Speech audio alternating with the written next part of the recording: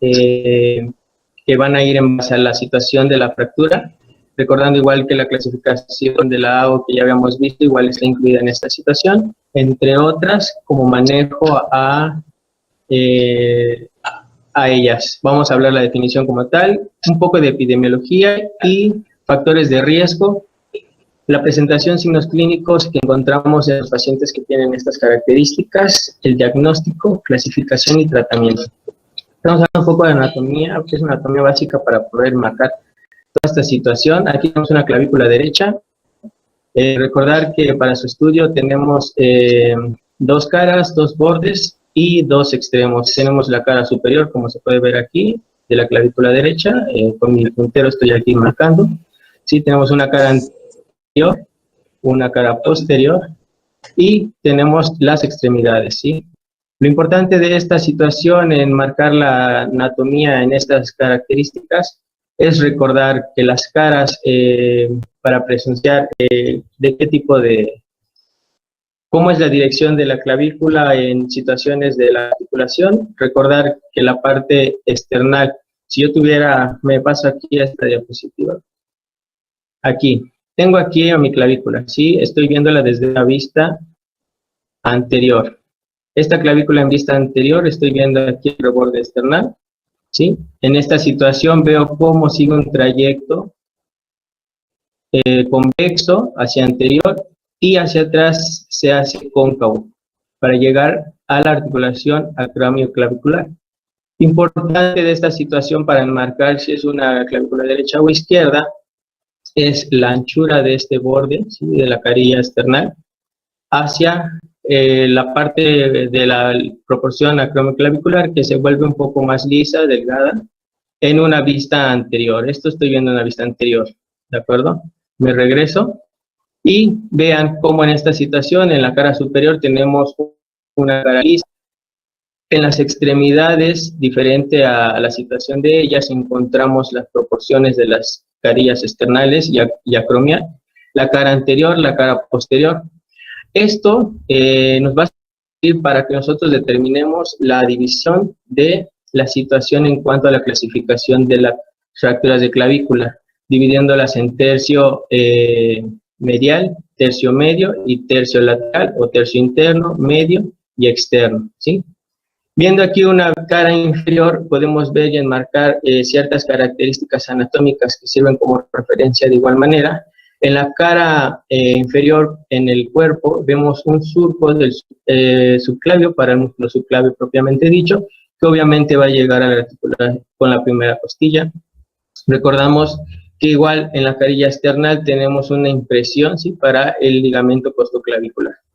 Y lo importante de acá que nos va a servir durante la exposición es recordar estas líneas, la línea trapezoidal, parte de la carilla acromial, y el tubérculo conoideo. Importante porque en ellos vamos a encontrar los ligamentos acromioclaviculares y van a ser de referencias para la clasificación en la situación de las fracturas. Entonces, una vez teniendo estas enmarcaciones de la anatomía, vemos igual cómo se comprometen igual ciertas características musculares en el momento de ellas. Entonces encontramos aquí nuevamente en cara superior, vemos la situación enmarcada de los músculos que llegan a nuestra zona y en una cara anterior tenemos la llegada de dos músculos, orígenes musculares, uno es del pectoral mayor, recordando que el pectoral mayor tiene otros haces originales musculares, tiene 3, y el músculo deltoides, ¿sí? Por detrás, en la cara convexa de mi línea carilla acromial, encontramos el músculo trapecio. Recordando y siguiendo el reborde en una proporción cóncava, tenemos el músculo esternocleidomastoideo. Si yo esta clavícula así, nada más la levanto para ver su cara inferior, veo el deltoides en la cara cóncava. Veo aquí el enmarcamiento de la línea trapezoidea y la del tubérculo conoideo para la llegada del ligamento trapezoideo, que es un ligamento de característica cuadrilátera en esta situación de la carilla acromial, ¿sí? En la parte lateral, y el ligamento conoideo, ¿sí? Que llega al tubérculo conoideo. Posteriormente a eso, importante de los ligamentos coracoclaviculares. En otra proporción encontramos en el cuerpo de la cara inferior el músculo subclavio, como lo habíamos dicho, en la proporción del surco subclavio. Enmarcando y siguiendo el trayecto hacia la cara medial, encontramos el músculo pectoral mayor, ¿sí? En la cara anterior de la, no la cara anterior, pero de su vista inferior. Y enmarcar aquí que la eminencia que se encontraba en esta situación de la impresión del ligamento costoclavicular va a ser pues, para el ligamento costoclavicular propiamente dicho, y el músculo esternocleidoideo. Las literaturas mencionan que llegan haces del músculo esternocleidoideo, pero la situación en esta marcación es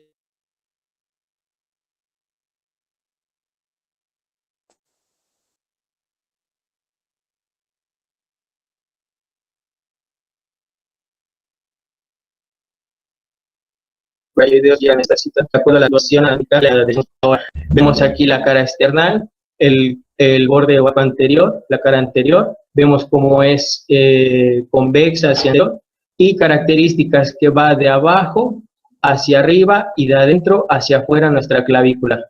Recordando que tiene una proporción en el acromio, pero la articulación ahí quizás una articulación en plana y artrosis, y en esta situación vemos los ligamentos que les mencionaba, que hay que tener en cuenta y recuérdenlos, hacia la parte más lateral tenemos el ligamento trapezoideo y en la parte más medial el ligamento conoideo.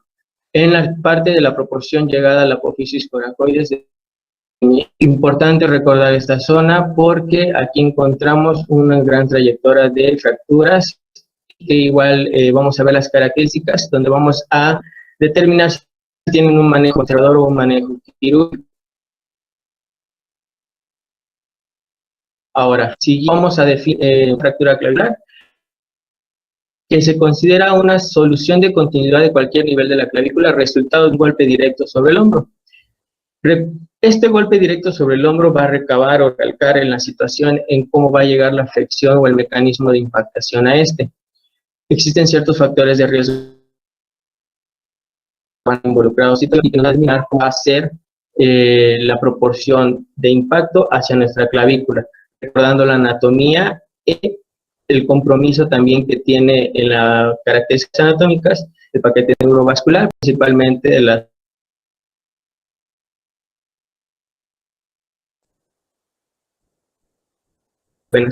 parte del braquial que debe cometerse regularmente.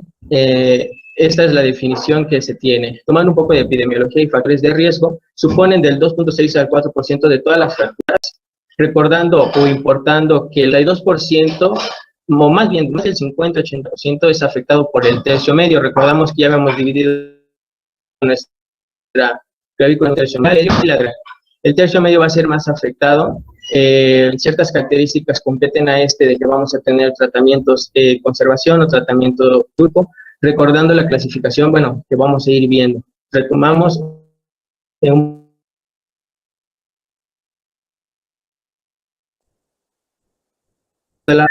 recuerdo, se comprometen los ligamentos que ya habíamos mencionado, el trapezoide y el conoideo. El 2% es un tercio medial, regularmente aquí es por una fractura o luxación. La anterior, en esa proporción en compromiso articular, no compete a un factor de riesgo muy importante, pero es de lo más común que encontramos. Y si se pone la fractura o la luxación en la parte posterior, encontramos una gravedad porque compromete la situación del mediastino. Factores de riesgo que encontramos, la edad avanzada, recordar que es un factor importante, debido a que muchos de los pacientes de esta edad pues, tienen problemas en marcha, problemas en orientación. La situación en que encontramos a estos pacientes también involucra que algunos tienen vértigos o mareos periféricos, entre otras cosas. Recordar enfermedades como osteoporosis, que habíamos mencionado las pasadas, bueno, como menciono nada más. La mala nutrición también influye, alteraciones óseas congénitas, violencia intrafamiliar, principalmente el índice es hacia mujeres, deportes extremos, y también enmarcamos otros factores de riesgo como el bullying, ¿sí? Las riñas, y también en el momento de trabajo de parto, la gran parte de afectaciones del plexo braquial sucede en este trabajo de parto. Y obviamente el compromiso de una fractura e incluso una displasia. Ahora, mecanismos de la lesión que van a comprometer a las fracturas van a ser caídas de altura, el trauma directo, las lesiones de actividades de accidentes vehiculares, heridas por proyectil o arma de fuego, e inclusive no solamente proyectiles de arma de fuego, sino también participan, no sé, artefactos que igual puedan ser exclusivos de una riña, como bates, machetes inclusive, o golpes, y la alteración en la estructura ósea, y eso por la degeneración. Ahora, en una presentación clínica, ¿cómo vamos a manifestar? Antes de tomar esto en cuenta, vemos aquí en la imagen a la derecha a este hombre. Podemos ver que en la clavícula derecha cómo hay una afectación o fractura en el tercio medio, pero ven, lo típico que encontramos en los pacientes es con el brazo no afectado, ¿sí? Acomodan a la línea media al brazo para disminuir la carga de peso del brazo afectado, del miembro superior afectado. En esta situación vemos, cuando nosotros hacemos la exploración y el análisis de la buena anamnesis, vemos, tenemos que tomar en cuenta esta situación, porque al buen ojo clínico vamos a poder igual tener en proporción de cuidado a qué es lo que vamos a hacer con este paciente, qué es lo que vamos a hacer, si va a ser un tratamiento conservador o un tratamiento quirúrgico. ¿Qué características presentan los pacientes? Van a presentar un dolor exacerbado, una pérdida de la función del brazo, obviamente, y esto debido por la fractura, equimosis, crepitaciones óseas, deformidad de la cintura escapular. También hay signos como la tecla de piano, que al momento de que ustedes palpan a la exploración en esas situaciones, pues podemos ver este signo muy característico, y es lo más habitual que encontramos en los pacientes en el momento, pero recordar que para el momento de la exploración física prestar atención a estos siguientes factores. Uno, la integridad que cubre la piel, y esto para ver si la posición de la lesión va a ser expuesta o no. Presencia de esta exposición ósea nos difiere o nos menciona a nosotros que hay que tener cuidado para una relación en cuanto a un manejo quirúrgico. Esto regularmente, en algunos artículos que estaba leyendo, es que si la presencia de exposición regularmente se presencia en el tercio lateral y hay compromiso de ruptura del ligamento trapezoideo en toda su extensión junto con el tercio lateral. Esa exposición ósea nos determina un abordaje quirúrgico, ¿de acuerdo? Valorar el estado neurovascular, lo que les mencionaba hace un rato. En adultos sí es posible verlo, posible identificarlo, pero la mayor proporción del estado neurovascular que está afectado son arteria y vena subclavia en esta situación. Y en de parto, lo que les mencionaba, afectaciones más del plexo braquial en esta situación de niño. Y evaluar la condición pleuropulmonar. Muchas de las veces encontramos esta característica como punto de atención importante, porque podemos encontrar neumotórax, hemotórax, y nos compromete a tener un estudio de imagen para acertar a esta situación y tener igual un cuidado a nuestro paciente. Y eso para tener las situaciones de estas. Ahora, en diagnóstico tenemos dos, radiografías y TAC. En radiografías AP nos va a confirmar la situación, una, del abordaje del tipo de fractura que vamos a encontrar, la situación o relación anatómica donde vamos a encontrar esta fractura, y de igual manera encontramos esta presencia, ¿de acuerdo? ¿Cómo se pide una radiografía AP? Regularmente a veces solo es de la situación de miembro superior, bueno, en esta zona. Encontramos que para tener una buena toma de imagen hay que tener bien la situación de la articulación esternoclavicular, esternocromial,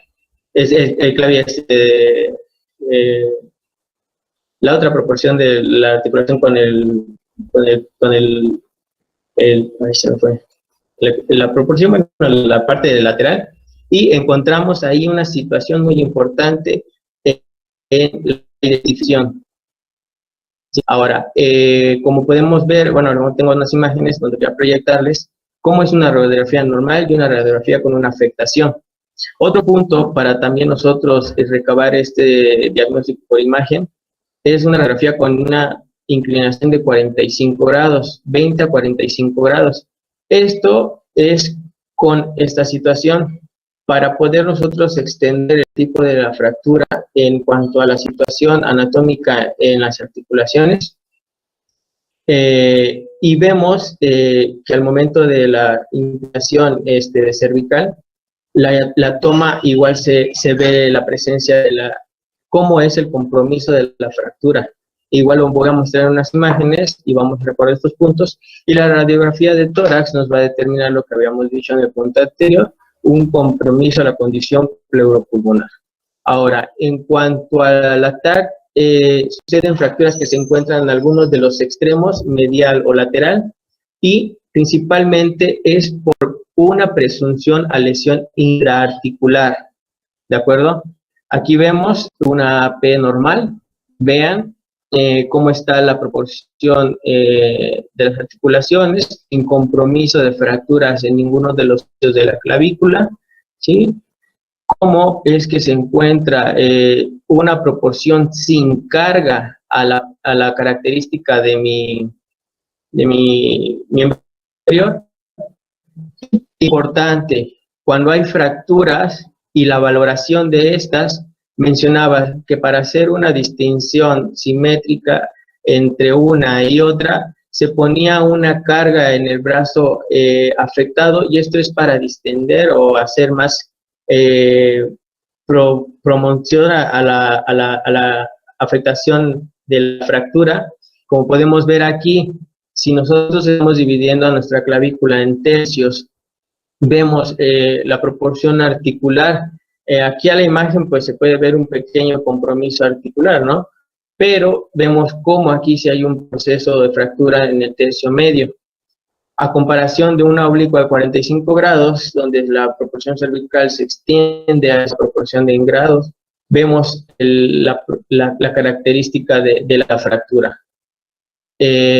Ahora, en cuanto a la clasificación, hablo de algunas, no solo esta.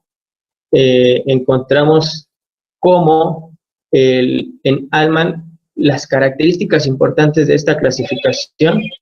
Vemos que se divide la clavícula en tercios, mencionadas anteriormente, como se los dije. El tercio medio es el que tiene más afectaciones. El tercio distal es el segundo, y el tercio proximal es el de los pocos o poco frecuentes en esta situación. Retomando esto, en esta clasificación solo Allman menciona la división por tercios, ¿sí? Llega otra clasificación de Neer, donde las fracturas del tercio distal o lateral son en una presunción más máxima. Pero ahora, en estas fracturas del tercio medio son de las más frecuentes, pero las características para el tratamiento son de tratamiento conservador, que vamos a ver adelante cuáles son estas características que se tienen que cumplir. Ahora, el segmento proximal y distal permanecen unidas a sus inserciones, ¿sí? No hay ningún compromiso o afectación en ninguna de estas. Y ahora, en el grupo 2 de las fracturas del tercio distal, en un 15%, encontramos 3 tipos. El tipo 1, no hay desplazamiento, y Neer, la clasificación es de Neer, las menciona desplazadas y no desplazadas. Las no desplazadas, hay un foco de fractura localizado nada más. Entre los ligamentos conoide y trapezoide no hay compromiso. Llega la proporción del tercio distal a fracturarse sin afectación de estos ligamentos. Eso es en las no desplazadas, pero si hay un desplazamiento, Neer proporciona que en el tipo 2 hay una subdivisión en 2A y 2B. ¿Qué pasa? Los ligamentos coracoclaviculares permanecen unidos al segmento distal solo en el 2A, pero en el 2B hay una rotura del ligamento conoide, ¿sí? El trapezoide no. El conoide, recordemos que estaba en un margen medial y el trapezoide estaba en un margen lateral. Ahorita lo vamos a explicar en estas imágenes.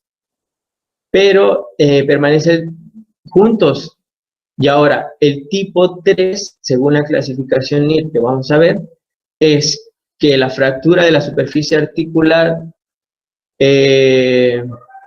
no hay lesión ligamentosa, no hay una rotura de los ligamentos ni desplazamientos. Y en fracturas de tercio proximal son por 5 tipos, mínimamente desplazadas, intraarticulares y de separación epifisial y conminuta. Aquí esta clasificación es de Allman, solamente en los tercios. Recordar, Allman divide la clavícula en tercios. NIR en las fracturas del tercio distal son 3 tipos y maneja en el tipo 2 en desplazadas y no desplazadas. Y las fracturas del tercio proximal a otra clasificación donde ellas entran, que es por Craig. Pero bueno, aquí en el grupo 2, que es por la clasificación de NIR, vemos el tipo 1, recordar, hay una proporción de fractura en el tercio distal, pero no compromete, ¿sí? Regularmente es en un semidesplazamiento y no compromete a ninguno de los ligamentos. ¿Qué pasa en el tipo 2A? Lo mismo, hay una situación, ¿sí? Hay una situación de fractura. Como pueden ver, el tipo 1 solo fue antes de la proporción articular, pero en el tipo 2A, vean cómo es en la parte distal o lateral, donde no se compromete ninguno de estos ligamentos, a comparación de la tipo 2B, donde, ¿qué ligamento habíamos dicho que era este? El conoide, y hacia lateral, el trapezoide. Vean cómo esta situación externa a las clasificaciones de acuerdo a los tipos de fracturas y la situación anatómica es muy importante a evaluar en estas situaciones. Ahora, el tipo 3 es en una proporción casi articular en el extremo, sin compromiso de ruptura o daño de estos ligamentos. Ahora, según Craig, a comparación de NIR que vimos anteriormente, mete estas clasificaciones de NIR, que solo es en la fractura en el extremo o parte distal o lateral, pero él conjunta aquí la fractura medial y la fractura interna, ¿sí? ¿Qué es lo que pasa? Aquí nos da la clasificación según el tipo de fractura, el tercio afectado, cómo es el tipo, nos demuestra una imagen que ya habíamos mencionado, habíamos visto anteriormente, y lo característico que nos da una presunción al tratamiento, ya sea conservador o quirúrgico. En las fracturas del tercio medio encontramos características conservatorias, ¿sí? Se usa un estilo de cabestrillo. El vendaje en 8 de Valpeau, conforme a lo que había leído, ya no se está utilizando actualmente, o no sé si, o sea, una cosa es lo que nos dan los artículos y otra es lo que vemos en la práctica, pero produce un daño neurovascular y una reacción en las proporciones de la piel. Entonces, lo más ideal es usar un cabestrillo, pero de tal manera que la inmovilidad de nuestra clavícula quede absoluta, porque hay repercusiones a esta. Si nosotros preguntáramos el uso de cabestrillo o hueso, muchos a veces de los pacientes lo que usan es solo una playera o un pedazo de tela y no hay una inmovilización completa porque sigue habiendo esta movilización, este tipo de conservación de movimiento, de movilidad del miembro y compromete a que no exista o haya una buena consolidación de la fractura. Entonces podemos encontrar una angulación en este tipo de fracturas mayores a 60 son muy molestas, de mayores a 60 grados son muy molestas en esta situación y encontramos las características de ella. Como podemos ver aquí en las la fractura del tercio externo lateral, que son por NIR, que ya habíamos visto 3, aquí mete un tipo 4, ¿sí? Y este tipo 4 lo determina como una proporción ya más articular, con compromiso o no de los ligamentos. Pero el tipo de manejo es conservador con cabestrillo. Les repito, todo esto, clasificaciones alternativas a nuestro tratamiento, van a interactuar de acuerdo al tipo de la lesión. Ahora, en el punto o la fractura del tercio interno, es lo que menciona él aquí, que lo vimos en NIR, en la clasificación pasada, de Allman.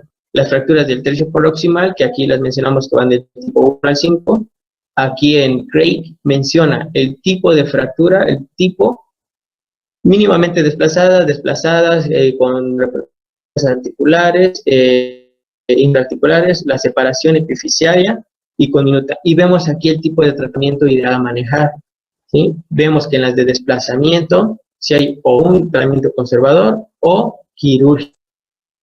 Ahora, la AO que ya habíamos visto es una evaluación alfanumérica,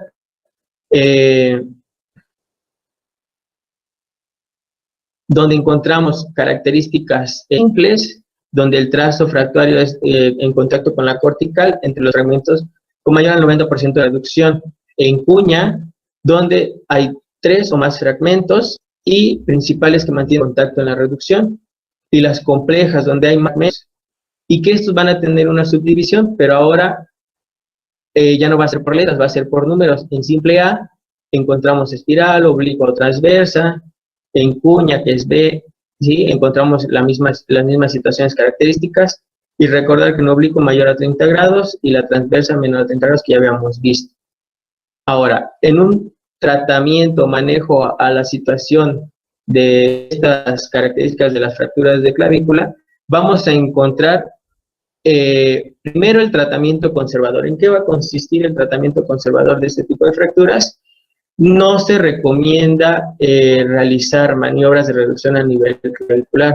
Muchas veces, sin evaluación de un diagnóstico de imagen, creemos que solamente es una luxación o una situación según la caída, que según nosotros no creemos que haya sido, pero no nos dimos cuenta de otros factores como qué tal si nuestra paciente es obesa, ¿sí? Que nuestra paciente quizás la proporción del impacto de golpe y lo que mencionamos, las crepitaciones, el dolor exacerbado, signo en tecla, nos menciona que hay un tipo de fractura. Entonces, si nosotros más bien realizamos una maniobra a nivel para reducir el dolor según de la paciente, porque sí existen, pero no es lo correcto realizar, vamos a afectar más esa fractura. Ahora, ningún vendaje reduce una fractura desplazada, porque ya lo mencionamos anteriormente. Las fracturas desplazadas en algunas situaciones comprometen en el tercio, en esas características más en el tercio lateral, las fracturas desplazadas, pues la proporción de los ligamentos. Y lo importante aquí ya es aquí el gold stand, el uso del cabestrillo. Pero esto siempre y cuando nosotros tengamos o hayamos hecho una relación importante en el estudio de imagen y que valoremos que no haya una afectación intraarticular. Ahora, en este tratamiento conservador que vamos a dar a nuestro paciente, tenemos que valorar el tiempo de recuperación de una manera conservadora, que es aproximadamente 90 días. Pero la consolidación sucede en estos días, en pacientes jóvenes, en pacientes que no tuvieron una proporción en daños de ligamentos o en daños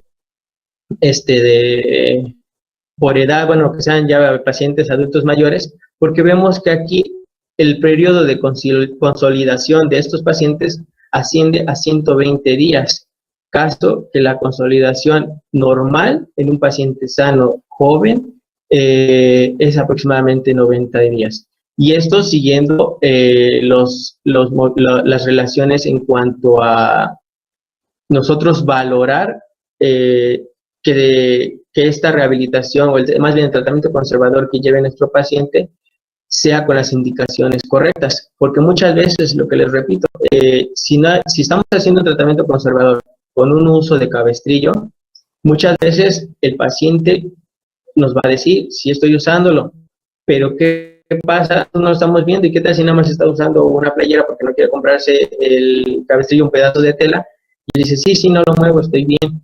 Entonces, vemos ahí que van a haber repercusiones, y una de las mayores es el tiempo de consolidación va a ser mayor, va a haber represalias en ese tiempo, y obviamente al momento de restaurar este daño, muchas de las veces esas repercusiones es lo que les menciono. El daño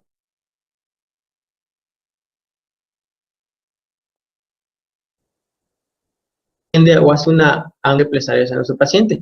Con un control radiológico a las 6 y 12 semanas con este tratamiento conservador vamos a ir observando los periodos de consolidación de fractura que ya habíamos visto en clases pasadas. En el momento en el que nosotros observamos el callo óseo, se puede regresar a actividades, pero si, solo y si, el paciente va a realizar actividades de mínima actividad de cargas, debido a que el periodo igual de este callo óseo que estamos mencionando, tiene que restaurar bien esta proporción en su periodo de consolidación para que posteriormente el paciente pueda regresar a hacer las actividades normales que él está haciendo. Puede regresar, ir al trabajo, hacer cosas que no tengan cargas excesivas, entre otras situaciones. Y ahora, ¿el tratamiento quirúrgico en qué consiste? Tenemos indicaciones absolutas e indicaciones relativas. Las indicaciones absolutas, como podemos ver, vamos a hacer el tratamiento quirúrgico desde que llega el paciente y vemos una fractura expuesta. Lesión neurológica o vascular, lo que les mencionaba, regularmente en adultos el compromiso vascular es más en las subclavias, arteria y vena, y en niños, más bien en recién nacidos, por trabajo de parto, la afectación del plexo braquial es el que tiene más compromiso, al igual que obviamente los vasos, arteria y vena de la subclavia. Pero también otra de las características de las indicaciones absolutas para realizar un tratamiento quirúrgico, según la evaluación de nuestro estudio radiológico, va a ser una fractura por compromiso pleuropulmonar. Aquí hay que valorar eso. Recordemos que si hay compromiso pleuropulmonar, una radiografía de torácico y fractura de clavícula en un tórax inestable. Muchas de las veces no es que suceda la simetría en cuanto a la afectación del impacto en ambas clavículas, pero suelen suceder los casos, ¿de acuerdo? Podemos encontrar una fractura en clavícula izquierda en el tercio lateral con compromiso de los ligamentos, y en la derecha podemos nada más encontrar una fractura en el tercio medio simple, sin afectación ni del paquete vascular ni nada. Entonces, tenemos que valorar esto. Y aquí, lo de un hombro flotante es con un desplazamiento de la escápula mayor a 2 centímetros. Y eso es lo que valoramos.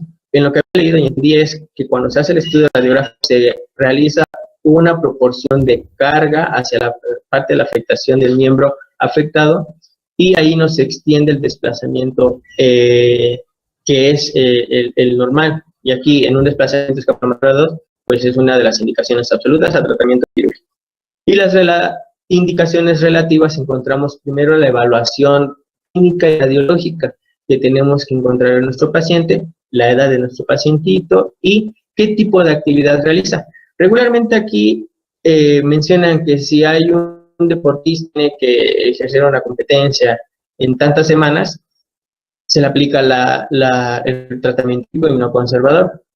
Pero, pues por eso aquí se pregunta igual el tipo de actividad del paciente, o más bien lo valoramos de acuerdo a la historia clínica. Ahora, esto de las indicaciones relativas, más al agregar las condiciones de una fractura desplazada de 5 a 2 centímetros, si el paciente presenta convulsiones, politraumatismo. Hay pacientes que no tienen la estabilidad de esta evaluación o tratamiento quirúrgico porque no tienen esa proporción. Regularmente son pacientes psiquiátricos. Vemos estas características, ¿sí? Y ahora, ¿en qué es lo que usamos en un tratamiento quirúrgico? Aquí tenemos placas y clavos y tornillos.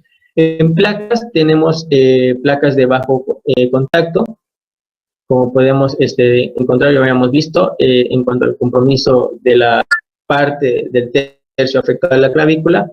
Placas de compresión dinámica, ayer que veíamos los marcadores, principios mecánicos de las fracturas, vemos cómo es que hay que tener esas proporciones en cuenta para poder realizar el tratamiento quirúrgico.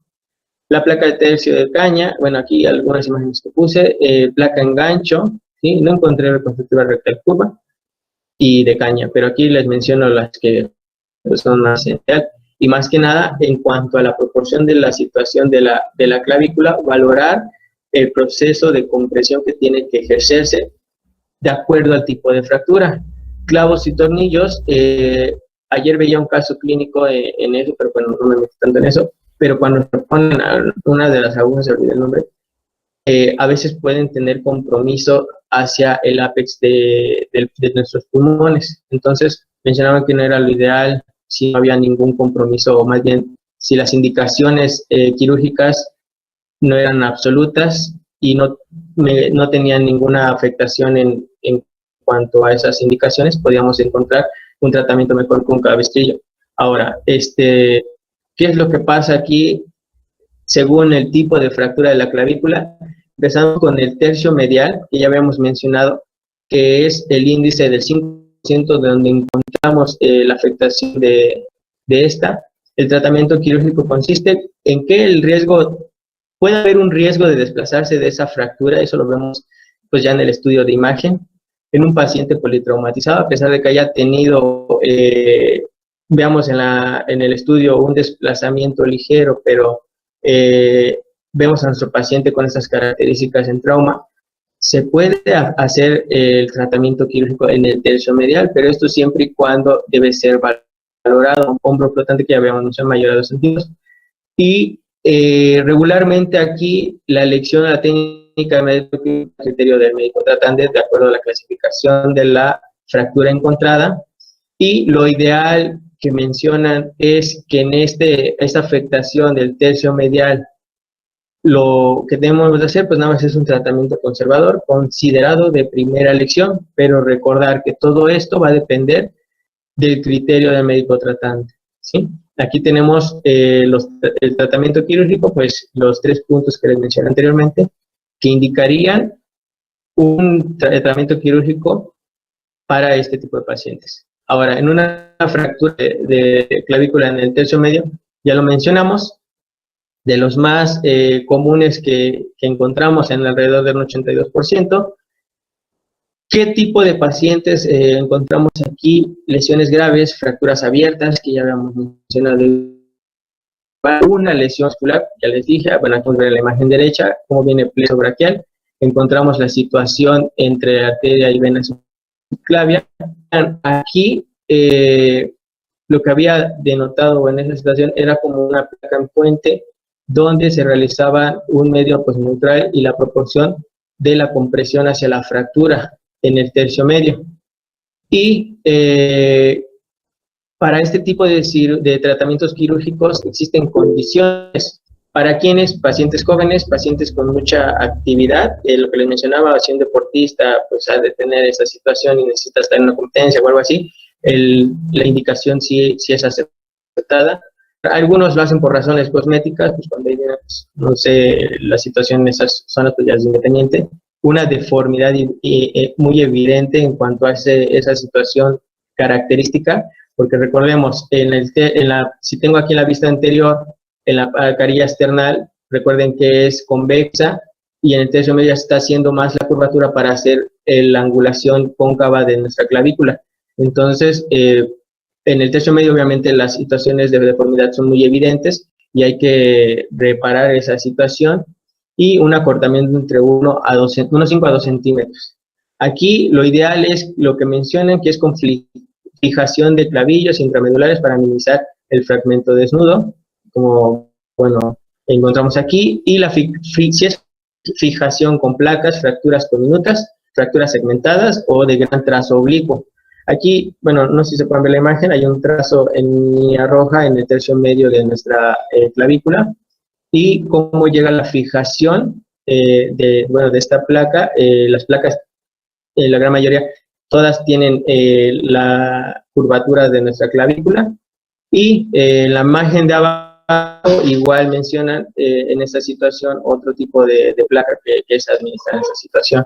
Y ahora, las fracturas de la clavícula en un tercio lateral, donde se compromete la situación de los ligamentos, va a depender de la estabilidad de los segmentos de la fractura y del desplazamiento.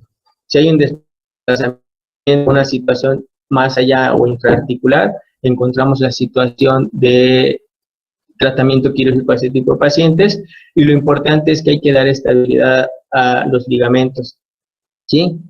Y se sugiere una placa de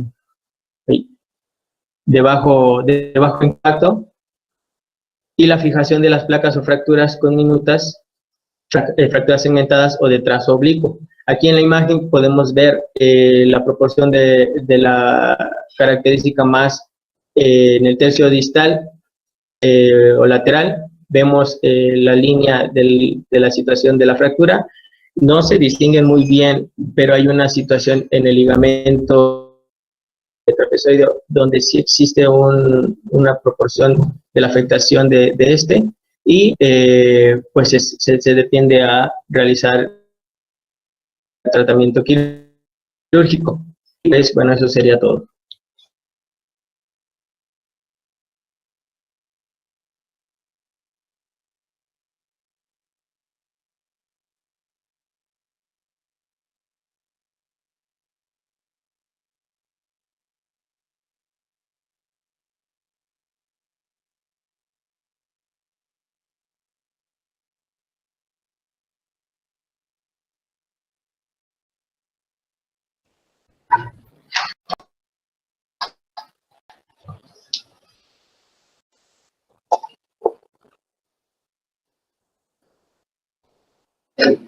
Pues ya se fue el doctor, ¿no? No, me sacó la... A mí me sacó, pero no sé si... Ahí está el doctor. Aquí estamos. Te mandé un mensaje hace un ratito que tenías 2 minutos porque ya se va a acabar y no sé cuántas diapositivas te faltan. Ya terminé, de hecho avisé que ya... Ah, ok. Bien, en general muy bien. Te extendiste mucho en las clasificaciones. Yo creo que, mira, si tú me preguntas si yo me sé las clasificaciones de todas las fracturas, la respuesta es no, no me las sé. ¿Pero cuál usaríamos? A mí. La más sencilla en este caso de la clavícula es la de Altman, que la clasifica en el tercio medio, medial y lateral. Y en cuanto al tratamiento quirúrgico, hay que comentar varias cosas. En primera, las fracturas de clavícula es muy raro que se operen. Sí. Yo creo que hablando en porcentajes, el 90% o más no se operan. Son fracturas que evolucionan muy bien con un tratamiento conservador. El tratamiento conservador hay que distinguir entre lo que es un cabestrillo y un inmovilizador. El cabestrillo nada más pones la mano ahí en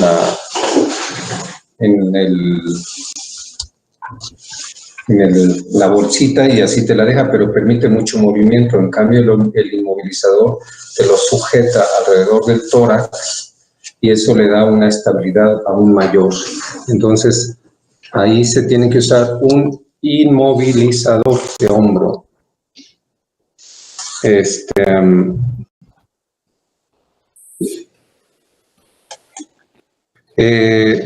Repito, y las indicaciones quirúrgicas muchas veces no tienen que ver con el tipo de la fractura. Las indicaciones quirúrgicas están más relacionadas con aspectos del trauma en general del paciente. Primera indicación quirúrgica, que tengan compromiso pulmonar, neurológico o vascular.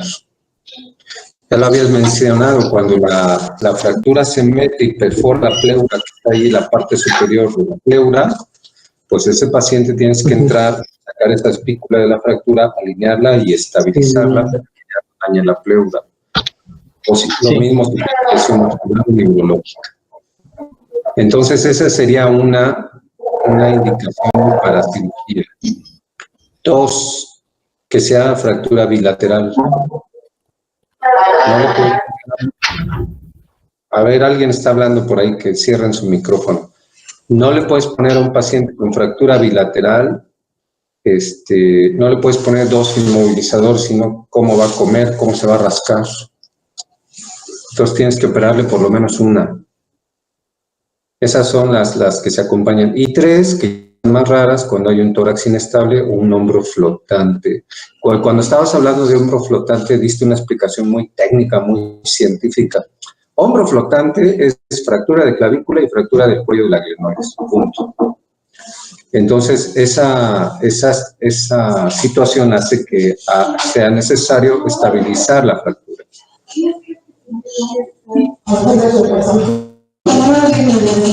A ver, vamos a preguntar. Tenemos aquí híjoles, no veo sus nombres. Ya está. Romero Vázquez. Si tú estás en urgencias, en un hospital, el paciente que va a llegar con fractura de clavícula, muy probablemente, ¿cómo va a ser? ¿Qué tipo de paciente es?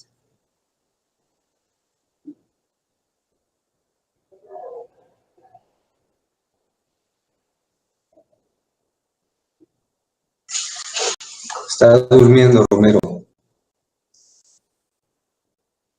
San Juan, estás en urgencias, te van a enseñar una fractura en la radiografía. ¿Qué tipo de paciente muy probablemente va a ser? Estamos hablando en edad, actividades, todo eso.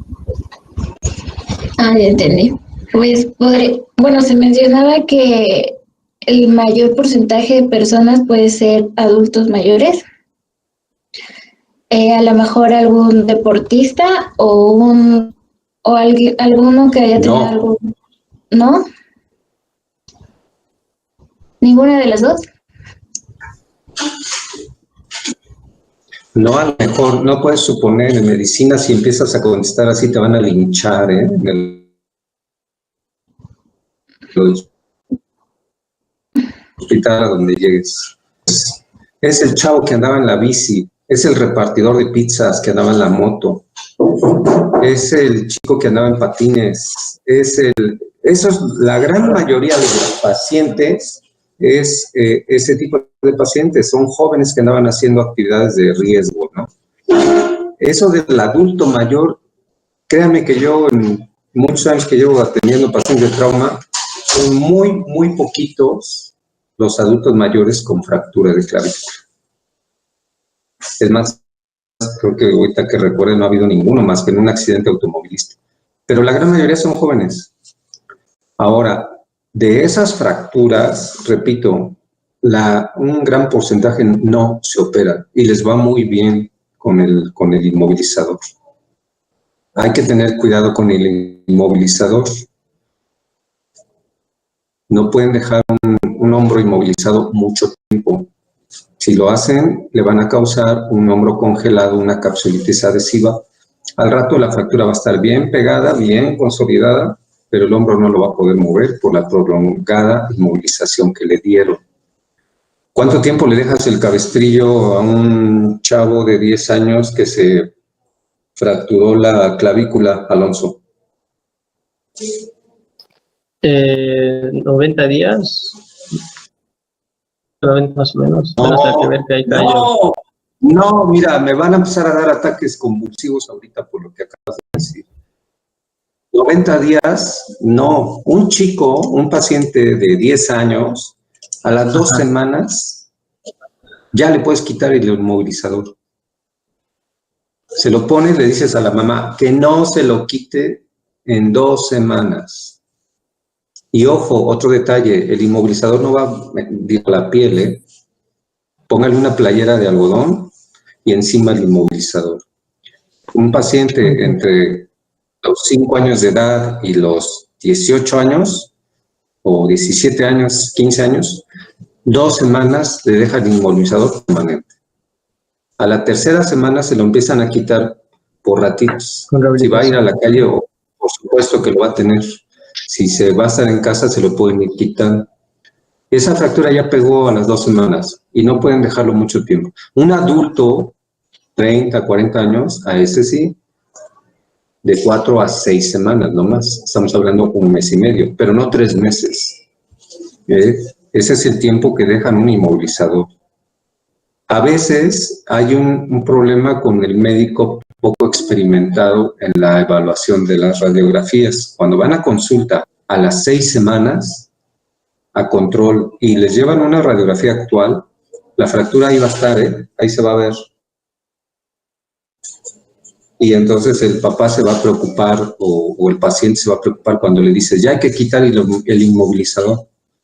¿Cómo? Si ahí está la fractura, doctor. ¿Qué no sabe usted? ¿Se va a desplazar? ¿Se va a volver a fracturar?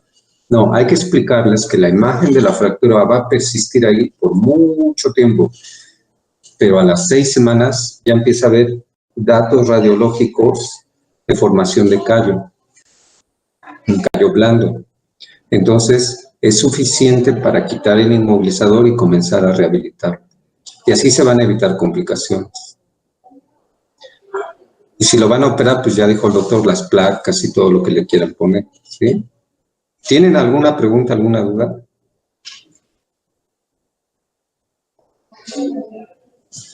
Todo, doctor, todo bien.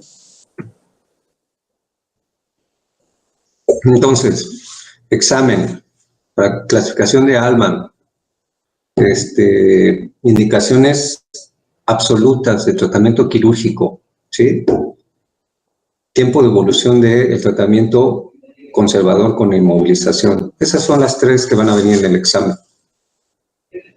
Ya casi les estoy dando las respuestas ahorita.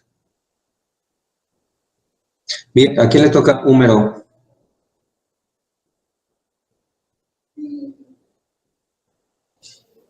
A mí, doctor. Soy Alondra. ¿A mí quién? Alondra Alondra. Álvarez. Sí. Ok, básate en el documento que te mandamos. Si quieres presentar algunas radiografías, adelante, ¿sí? Ok. Sí, doctor. Nos vemos mañana igual. Tú abres la sesión, tú haces la contraseña y me la mandan ahí, la publican en el Classroom. Ok. Sí, está bien. Bueno, muy bien, Alonso, bien hecho. Gracias, doctor. Nos vemos mañana. Hasta luego. Gracias.